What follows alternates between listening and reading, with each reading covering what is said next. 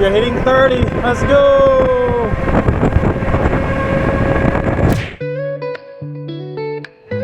If you know even just a little bit about bicycles, guys, just one look at the X20 will tell you that this thing is a unique beast. Seriously, this thing looks different, like a Cybertruck on the road. In this gray especially, for crying out loud, even Engwe's font looks like Tesla's. And then the logo, look at it. That's like a Tesla logo, isn't it? In terms of power, we have one single rear hub motor, 750 watts nominal. That means this thing can run all day at 750 watts, no fuss, no muss, and it peaks at 1,000. Although, based on the LCD display up there, I've seen this go up to 1,100, 1,200 watts, no problem. Check this out, guys. For a bike with such a small wheelbase, we have a triple suspension setup. Are you kidding me now? So in the rear, we have a coiled over gas strut. You can adjust the air in here as well as the nut for the coil tension. And in the middle, it's actually, it looks like a gas strut, but this HLT 100 is a coil on the inside. There's no adjustments to it. You can technically adjust a nut here, but that needs to be pre-tensioned first. At the front, we have twin forks. You can adjust there's a lockout as well as the preloader. No brand hydraulic brakes, 180 mils, works great though. A single headlight at the front with a reflector. One of the things that don't really make sense to me is this rear suspension geometry. It looks cool, but this cantilever system takes a lot for the actual actuation of the middle strut, because this thing it's very stiff and it takes a lot of weight to compress. Even me at 180 pounds jumping on this will barely move this. And if you have a passenger, assuming you can sit, because this bike comes with a seat, but it's so unsafe, like there's no foot pegs, it's so close to the wheels, and it's also so close to the rider that I took it off and just use this as, because look at it, this is really a storage rack, and I think that's going to be a perfect use for it. But as it is right now, if you load it up with a lot of luggage at the back or whatever, it's still not going to actuate this really well. We have folding pedals. This bike, I forgot to say, weighs 82 pounds, guys, and it is foldable, but I think it's only to hide the extra battery in here. So this is the primary battery, and the secondary battery, you can see, is in the whole seat post, which is really cool because the seat post, as it is with the battery, is a fixed shape, so it doesn't rotate left and right. It's always pointing straight, which is great. But this, I think it's pointless unless you really want to load the bike in an SUV or back of a truck and your lack of space. You can do it at a pinch. We have an 8-speed Shimano Altus cassette. And at the front, we have twin-sided chain guides. For front and rear, we have knobby 20x4 tires from Chaoyang. One of the huge complaints from the earlier batches of X20s, no mud guards, and these came with them in the box. The seat is thick and cushy with a little bit of suspension at the bottom too. The handlebar is adjustable for height, and of course so is the seat. And guess what? The X20 can cater to riders from 5'4" all the way to 6'2". In terms of the cockpit, the only accessories that I added are the mirror and the phone mount, but otherwise everything here is stock. The handlebars are really nice, made of leather and nice and soft too, with a palm support, and these are bolted down so they don't roll around or spin around after a while. Thumb throttle, not my favorite, but it is here on the left side. And here we have the control panel for the LCD display. If you hold down power button for a while, you'll see the logo come on. And in this is bright sunlight, by the way, guys, and this is the legibility of it. If you turn on the headlight by pressing this button, it dims by itself. And it also has a light sensor at the top. I'm not sure if you can see that. So when the light dims or the sunlight goes out, or if you're traveling through a dark tunnel, headlights will come on automatically. You can shut that off in the settings, but that's by default. The control button up plus minus changes the PAS or the assist levels. I have mine set to 9 levels, but out of the box there's 5. You can even set it to 3 and even adjust the power of each settings within the personalization sub menu. When you press I, it will cycle through down at the bottom here between trip and maximum speed. That's the max 36.30. Hold on again. What was the maximum speed? That's the fastest I've gone so far, 36.4. Man. Average speed 17.4, and then you got total distance and then trip distance and the power. And this bar is also shows it in the graphical form, so how much power is contributing or how much power you're giving back through pedaling. And here's the battery level. There's 100%, and also the battery gauge is itself there. Now if you hold down I, and you change to different power modes, like if I hold it down right now, it will change to sport. Up here will change to orange as well. Now this weird thing is the power mode lasts about 3 minutes, and then it resets to the normal mode, and it takes about 10 minutes cool down to go back to it. One cheat mode is to really, you can just power down the whole machine and power it back on again and reactivate once it's started up again. If I hold down I, it will activate sport. There is one more mode called Eco, and in this case it just lowers all the PAS assist strengths, but I tend to just normally leave it in, well, normal, and it's perfectly fine all day. In terms of endurance and power balance, I like normal. This display is really nice, guys, and you can adjust this on the fly to any angle depending on the sunlight direction. It's really nice and bright. Really one of the most enjoyable screens I've seen. And on the right we have the shifter for the Shimano gear set. We have to change down and change up, and one thing about the gear lever is really nice against the hand, always ready to go, and it's curved just right. At least for me, they're very comfortable. Cable management is pretty nice up front. The extra length right here is to cater to the extending central column right here, but once you get down to the middle here, check this out. What in the world is this? This is like so old school Engwe. There are new bikes like the Engine Pro 2 and L20 and 2.0 all have hidden cables on the inside, but look at this. What the heck, man. Oh, another thing that really makes the look of this bike is the mag wheels. Check it out, no spokes. Here's another look at the seat post / battery center column. It angles downwards this way, and some people question why the bottom here is so low, and the battery actually stops around here. And people are like, why is this so low? Well, this is actually the stand for when you fold the bike. The kickstand doesn't work in that position, so this is where you rest it to protect also the center crank right here. But it's not very elegant, and really when you go over some curbs, this thing will hit it, so you know, something to bear in mind there. If you have the seat post battery turned on, which I do right now, you have to make sure to press that button. There's another secondary brake light right here, which is really bright, especially in the dark. But if you have the seat post right here or the seat attachment right here installed, and the seat is low enough, it kind of blocks out the light. These are the headlights in broad daylight, but at nighttime they also don't have a huge disbursement area, kind of narrow, and doesn't throw very far. Woo, we're hitting 30. Let's go. Yeah, 34. That's all she wrote. I switched to sport mode to get up the hill here. Yeah, it's so easy with the sport mode. Unfortunately, it only lasts 3 minutes before it resets, which stinks. Wish there was a permanent on to this one. At least give us the option, right?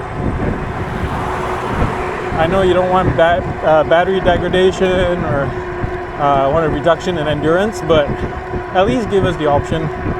Sport on all the time, eco mode all the time. 27 miles an hour, guys. Just steady state like this.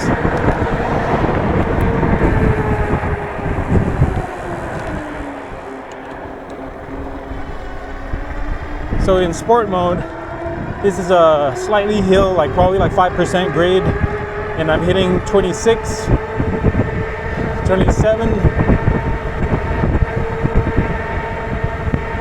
Easy in sport mode. 28, still going. Really nice and smooth, guys. Let me switch off sport, go back to normal. That's my favorite and preferred setting of the two.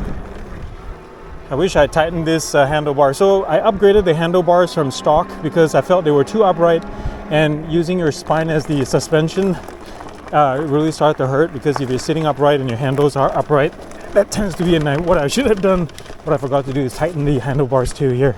So I upgraded it to a BMX style with smaller rise and adjustable height center column. Oh yeah, I need to reduce the power on this. You don't want it too high here on this bike because you might get out over under you really fast. So I set it to 3 or 4 usually, and it's very manageable that way. So this bike is not really made for, you can hear all the clunking and all that. It's not really made for heavy off-roading, but you can tell. Do a hard ride right here. Yeah, you can. I definitely should have tightened the handlebars. I need to make a stop back home, or always bring your toolbar with your toolkit with you guys. So downhill here, it's really fast. If you're not careful, you just go off the slope on the right. On the slope on the right is straight into the river, the Penobscot River. Thankfully we have hydraulic brakes, really nice and solid, guys. This thing handles the bumps really darn well. Okay, we're out of the woods literally. Really nice.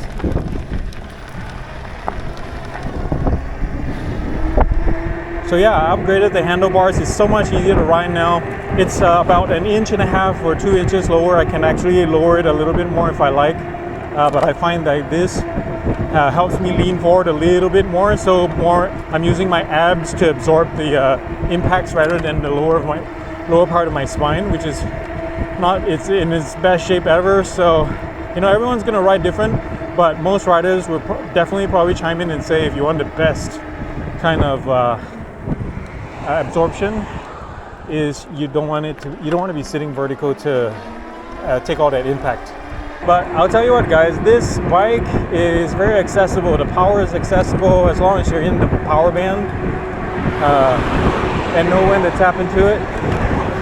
I know the handlebar is swapped out and everything, and that's not a knock on the OG handlebar and setup and all that, because you get a foldable handlebar and it's more upright. Some of you may like that, but for me it's just I like it a little bit lower, a little bit down, cutting into the wind a little bit.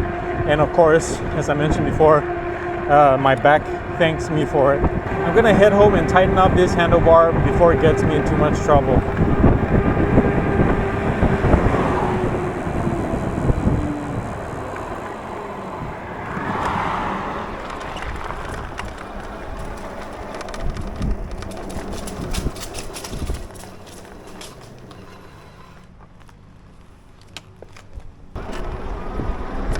All right, back out on the road we go. And by the way, battery check. I have both batteries running and it is reading 97%. I'm not sure if you can see that. And I have traveled 6.23 miles. That's pretty impressive in my book. And I'm riding against the wind a lot. You can probably hear it in the mics and everything. It's brutal there, brutal. If you take this bike on any kind of like suburban road like this, well paved in a city street, perfectly fine, guys. Very comfortable, very smooth. The wheels are not that noisy. The motor is nice and quiet. Let me make a right here. Now, if you take the bike on this kind of road, which is more patchy, and technically this is a B road, back road, it is comfortable still. I mean, it's a little bit stiff when you go over like deeper bumps like that. Oh, it can feel a little bit, you know, but it's not as bad as a hardtail, obviously, or just a front suspension only. But with considering you have two coil and air suspension and a mechanical one in the middle, it's embarrassing that it's not like riding like a Rolls Royce or something. So it really takes a lot to get those things going, I'll tell you what. And so I think the only way to solve it is aftermarket, switching out those things. But we're talking stock here, and people who say this thing is comfortable, I think they're confusing the cushy seat and also the seat springs in the back, adding to that effect. I'm going to take this on a hill right here up ahead. I think it's more like a 20%, 15%, 20%, I don't know for sure, hill. And I'm right now on pedaling assist 9, which is the highest that I've set, by the way. Remember, by default it comes with at level 5, but you can go into the settings if you want some more granular distribution of power throughout your pedaling cadence. Switch it to 9. There's also 3. You're like, oh, those brakes are solid. All right, I'm gonna try to start from 0 all the way up here as long as the traffic is clear. Okay, let's zero this out. And ready, set, go. Wow, it took a while to... Okay, cars are behind me, but I'll try to hit this. All right, so at the top of the hill, I'm expecting us to hit like 10 miles an hour, 7 on other bikes. So right now we're entering this around 15, 16, depending on what you're looking at, either the phone or the bike. And we're still hovering at 12. That's pretty darn good. Usually I pedal this area, but you know, assisted, I leave it at 7 or 8 and pedal, and I'm able to hit a nice good average of around 19-20 miles an hour, which is, you know, the average speed for a really fit cyclist. So, you know, for reference. All right, I'm gonna start at the bottom of the hill right here. This bike takes a while to zero out. Oh, those brakes are really nice and solid. Oh man. Okay, zero out. It takes a while. All right, ready, set, go. No pedaling. Let's see how this goes. It's pretty steep. You can see the hills over there.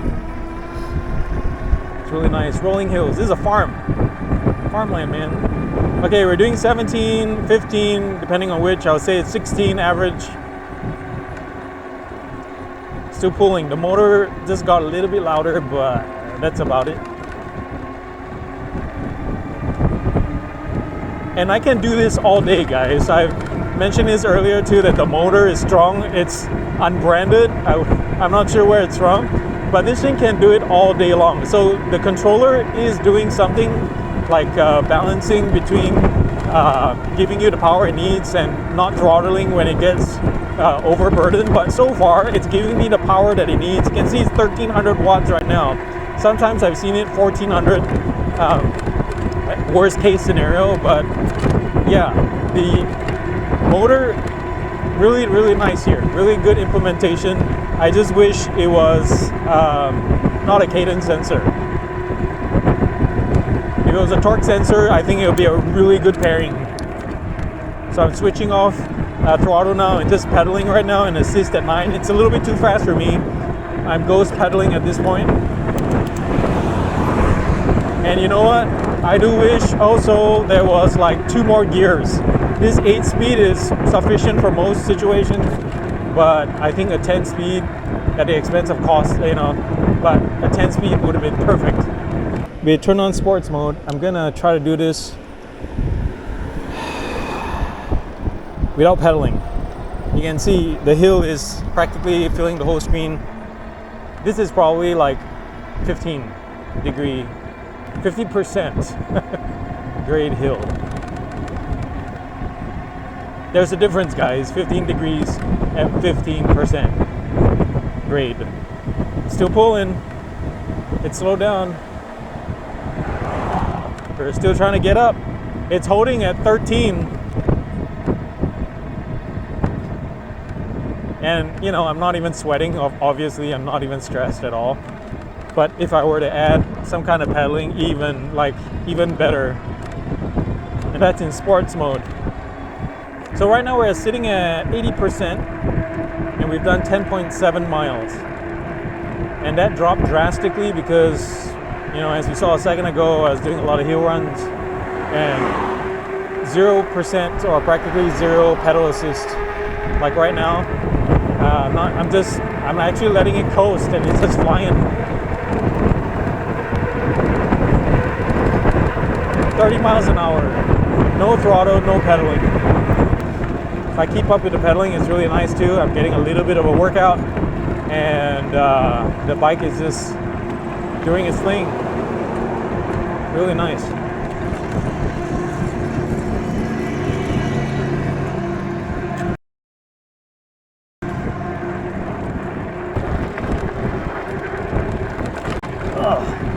See, like right there, when it went over that transition, because they were just resurfacing that, and there was the old patch and a new patch, that little sharp transition, the rear suspension wasn't doing any work. It just like hopped over the thing and called it a day. I'm not sure if it'll show up in the camera right now, but the sun is hitting the display right smack in the middle there, and you can see how legibility is like. It's kind of dim now, but it's still readable. And by the way, you can use these with polarized sunglasses too. I'm taking you to the riverfront through a back path.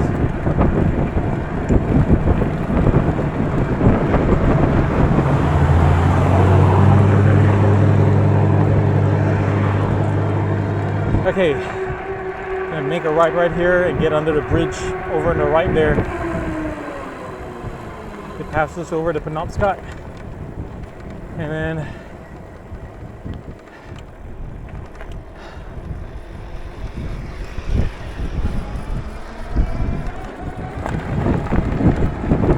all right.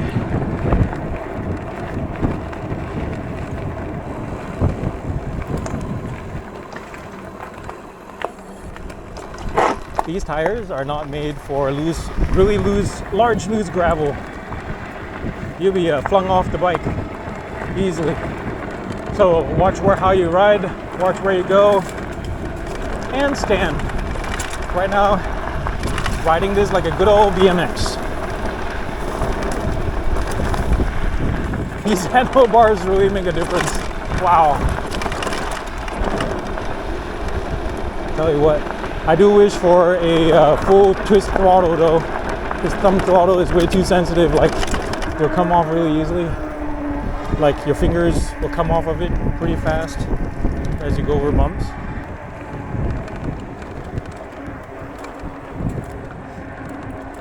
Oh yeah, these handlebars are also a little bit, a smidge wider, probably an inch and a half wider than the old one. So passing through that gate earlier, usually the aperture would be an easy maneuver, but I almost hit it, so, you know.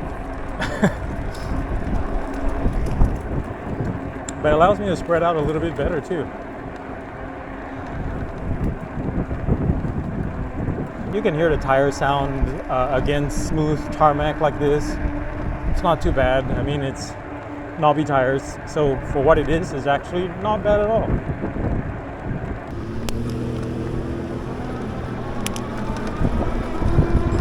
We're just gonna head to the end of the pier here, right under the overpass there, and be done.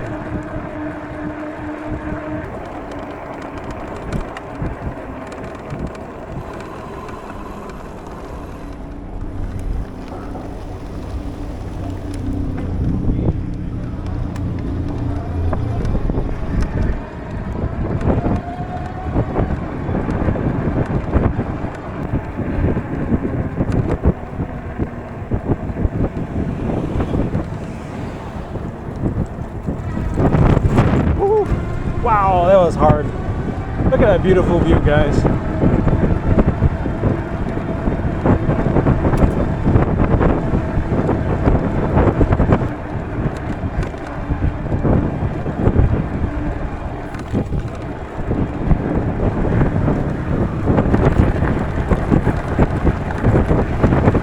Wow, the wind is blowing hard today right in my face. So right now I'm at 7, PAS 7. And the motor is barely kicking in. It's barely turning over, like just under half most of the time. And you know, it's well within my cadence of like 15 miles an hour. So you're barely in, at least everyone's gonna be different, right? But for me, at this speed, you're gonna be like stretching the battery a long ways. Oh, you know what it is? I was talking about how dim the screen was. I had my headlights on. Silly, silly, silly.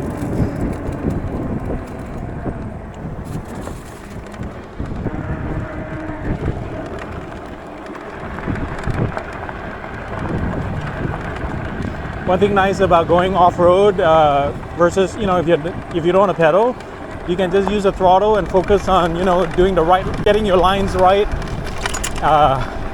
If that's your kind of thing, I like doing that sometimes. If I just want to brake or whatever, this is really great. Just play around, carving, and that's all you have to worry about, really.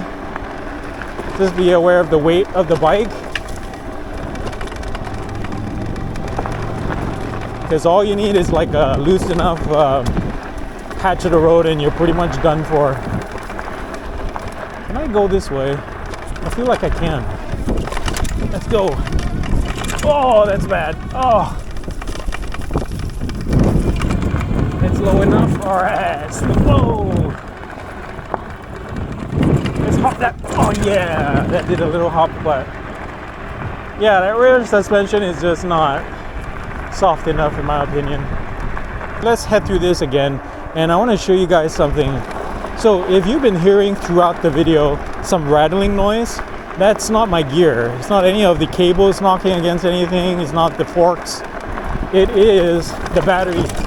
It is a, well, let's just put it this way, a feature of this bike. It's been known since the first batch, and Engwe, to their credit, has like added soft padding to the battery to prevent or reduce knocking. But oh, you see that slippage right there. But you know, the knocking is just not gone, and I've added more stuff. The fact is, it's quieter now still. It's because I added more padding too. Keep going this way. Let's go to town. Let's head to town.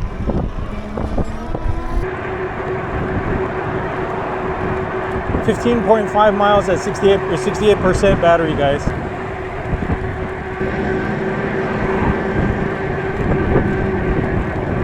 And Paul Bunyan is on the left. Not sure you can see him. Just got a fresh coat of paint.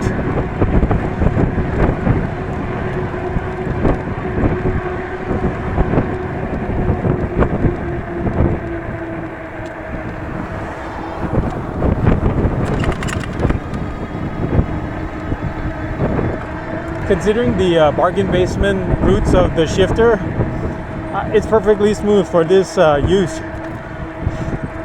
It hangs sometimes, like between, at least I think I just need to adjust it between 6 and 7, but that's about it, sometimes.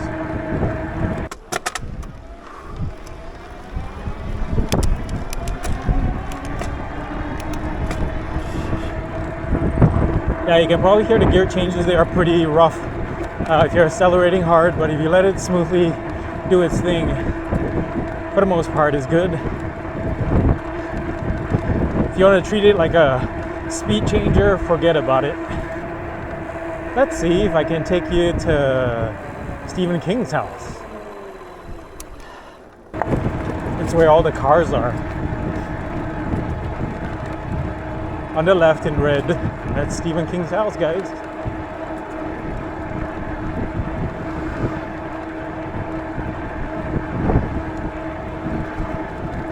Yeah, since moved, but it still draws a large crowd because, you know, it's Stephen King's house. It's pretty darn cool, actually.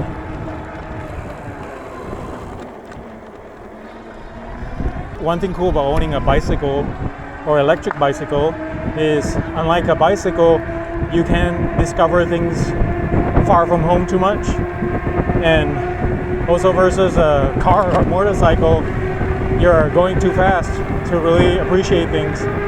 So this is central Bangor, guys, like housing area. The houses are old, and really love riding through this or driving through this area. It's really historic.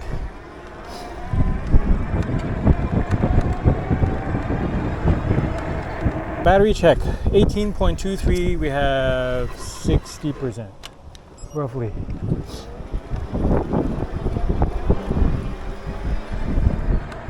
This is actually like the fastest I've seen the battery drain on the weeks that I've owned this thing. Only because I'm doing a lot of hard runs for you guys. 0 to everything on a hill and whatnot.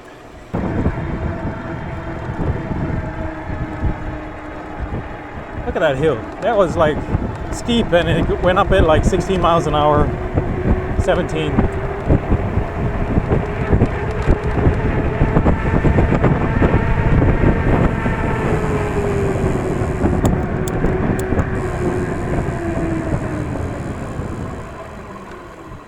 So you're talking about probably a 45-mile machine right here. Like on a day like this, the wind is super hard in my face, like pretty much every direction I go for some reason. And I'm doing a lot of hill. I'm just testing it to the max. But if you follow the way like I've been using it on average, just pedaling and being responsible basically, and enjoying, having fun at the same time. That balance, I can knock out 60 plus miles easily. I've done that. It's only today it's like, ugh, this bike is fun. Whoa, there's a deep rut right there, but the front fork soaked it up, guys. Soaked it up, man. All right, on this gravel, It's loose. Don't want to get into any of that.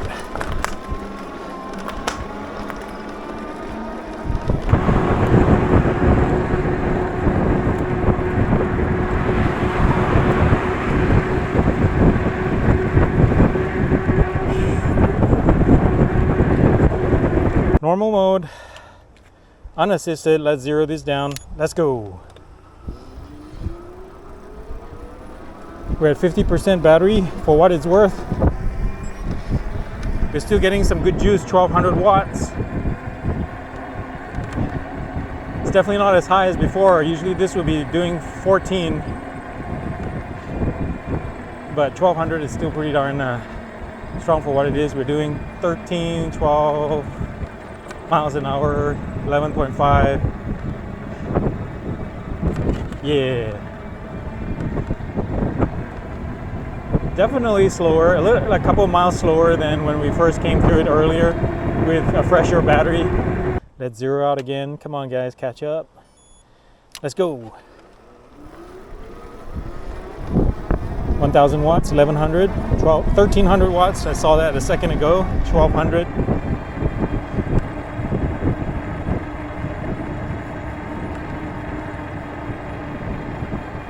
Not bad. We're doing 17, 16, but by the end of this hill we'll probably be like 15, 14.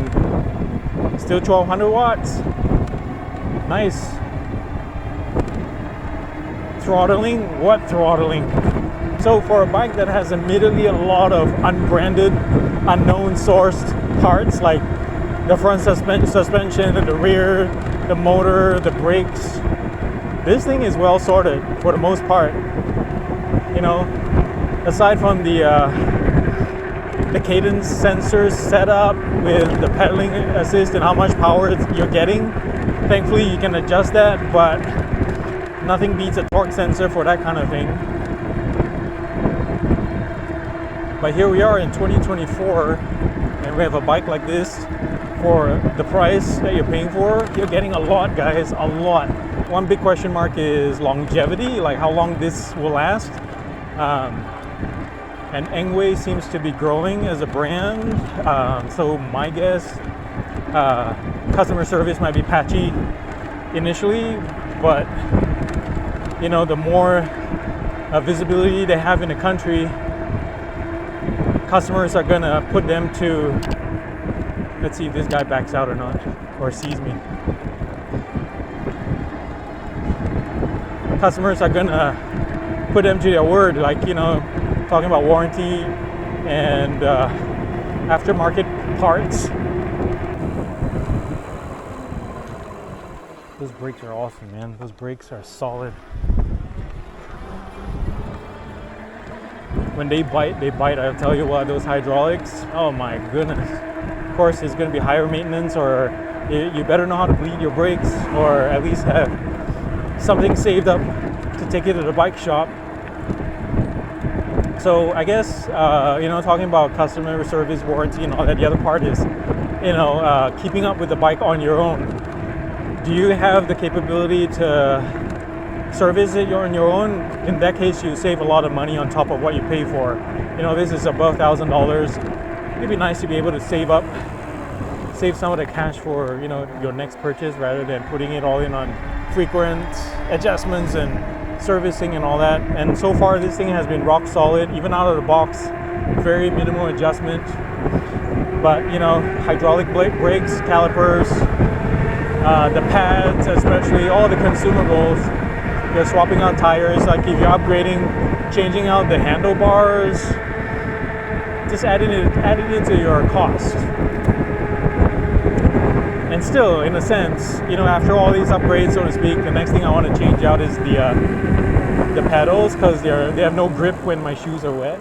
But as it is right now, when you all in, it is cheaper than most bikes out there on sale, branded ones, like popular brands.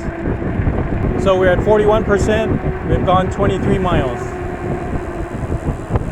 Can do the math from there.